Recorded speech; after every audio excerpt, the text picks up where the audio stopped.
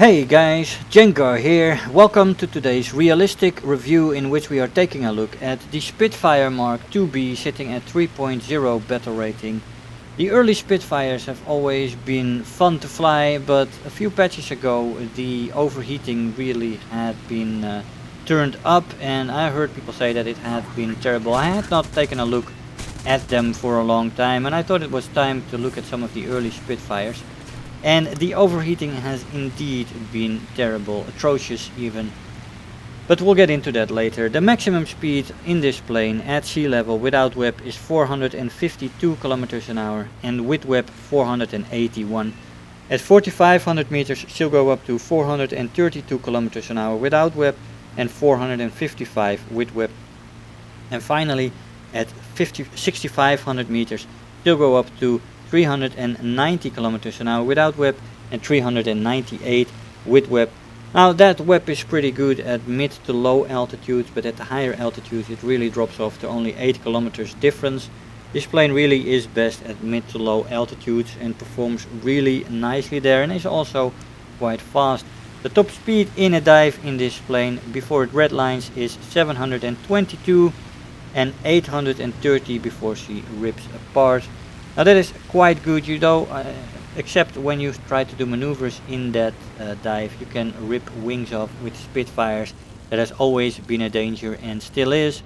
I did not manage to do it this time because I was quite careful in the dives, keep the plane steady, and it quite worked out quite well. But all in all, it is quite dangerous in a dive in a Spitfire, so be aware of that. The control stiffening starts at 450 and starts to become severe at 600 km an hour, at which point it starts to become troublesome to get the guns on target easily. The stall speed in the plane is quite nice with 150 km an hour.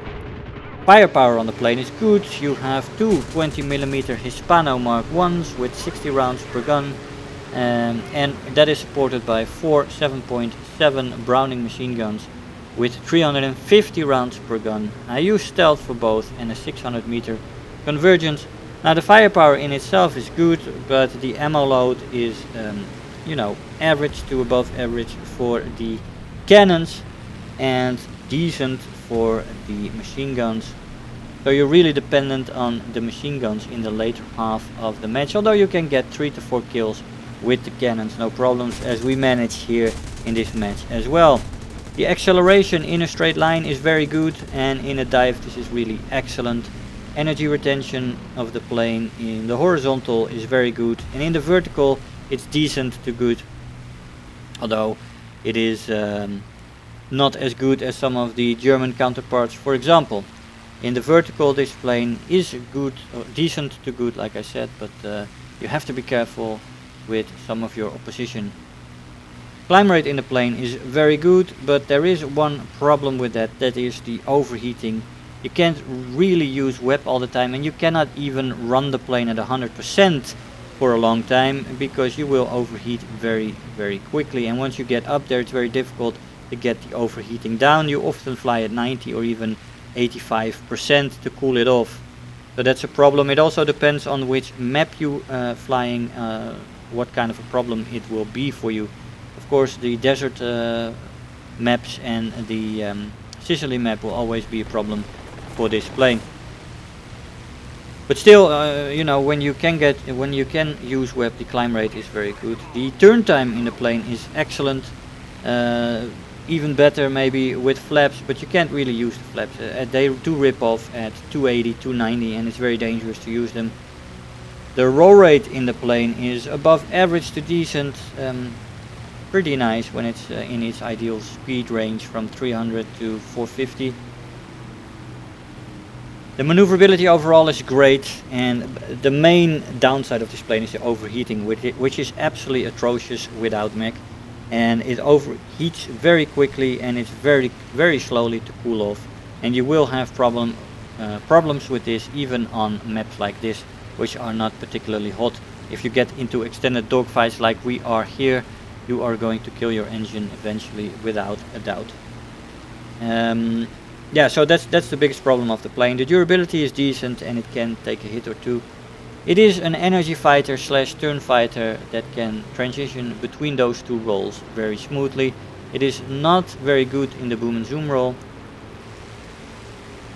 but still it can do short boom and zoom runs, so I would always try to get up to altitude. Problem with that again is the overheating. You can often not use web for a long time. Once you get overheated in this plane, you are in a big problem. You are in big trouble, and you really need to be very careful to how you're flying. And it is very difficult to manage this plane in extended dogfights. You got to go down to 85% very often, but then of course it becomes difficult to compete with opposition like this. The Mk III/15 is a very good plane as well, and the P39 is an absolute energy beast that goes, you know, it's very good at boom and zooming, so they can basically keep coming at you for a long time, and you just gotta be very sharp on keeping an eye on them. Now I know that I critted the MiG there, so he's out of the picture right here. He's going back to the airfield, hit him a few times, critted him, so his plane is basically damaged really badly. And this guy is going to be very difficult to fight. He has maneuvered a little bit too much though, so I'm going to get a little bit of a shot here. But I'm very low on ammo, and he is going in a dive. That plane really, once it speeds up a little bit, is faster in a dive than my plane and has better handling and performance there. And he just moves off as my engine is severely overheated and already in the yellow, and not because I got hit there, but because I overheated the engine in that dogfight. I decided to go back to the airfield. The P39 did not follow me, and I got some people coming back from the airfield so they could cover me, but I didn't manage to get back to the airfield. I missed it about 2 kilometers. It's over there on the right hand side, 3 or 4 kilometers probably. That was pretty close, but a few hills more and I would have been there, unfortunately. So we actually die because of the overheating, and that is a recurring thing. We do get our 5th kill there from that guy smashing himself, the one we critted, the MiG, and he smashed himself on the airfield. So an ace match, but yeah, the overheating in this plane is a real bummer and a real downer to the performance of this plane. And will get you many times, and it will also put you in bad situations, unfortunately. Hey guys, so here we are after the match. Now this is a fun plane to fly, and it's absolutely nice in the energy fighting role and the turn fighting role, but I really hate this overheating. It's absolutely atrocious. And it really puts a damper on all the performance aspects of this plane. I mean, even the dogfighting, the performance in the vertical, when you use web and stuff like that. If you can't use web because you're overheated and you gotta fly at 90%, all that performance goes out the window and you're suddenly not that good of a performer anymore. And people who don't have this overheating can then take advantage of you. And that seems to happen a lot. You have to keep a constant eye on the overheating, especially in extended dogfights. Here we did get away with it, but we didn't get away with it because we didn't get back to the airfield. And we just had it overheat a little bit too much before we decided to return. Of course, forced by the presence of 2 enemies, and it really, you know, it took until I critted that MiG, and which gave me the opening to get away. When you're only facing one opponent, sometimes you have the opportunity to create a gap of 6 or 7 kilometers, and then allies come in and you can get away. But I didn't get that until I, you know, chased away the MiG. So there is that. So you can get good results in this plane, but you got to be extremely aware of the overheating. And on the warmer maps, either with desert or in Sicily or whatever, you got to even climb at 90% if you don't want to overheat the plane before you even get to the battlefield. And that forces this plane to use side climbing. Yes, so that's the downside. And I heard the other early Spits are also this bad, so I want to look at those as well in the near future. Anyway guys, I hope you enjoyed the review. I want to thank you all for watching, and I'll see you guys next time. Bye bye.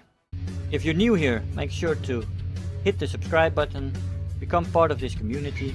If you are already a subscriber, don't forget to like the video, do leave me a comment, and if you really feel like helping out today, Make sure to share the video with your friends and let them know about the channel.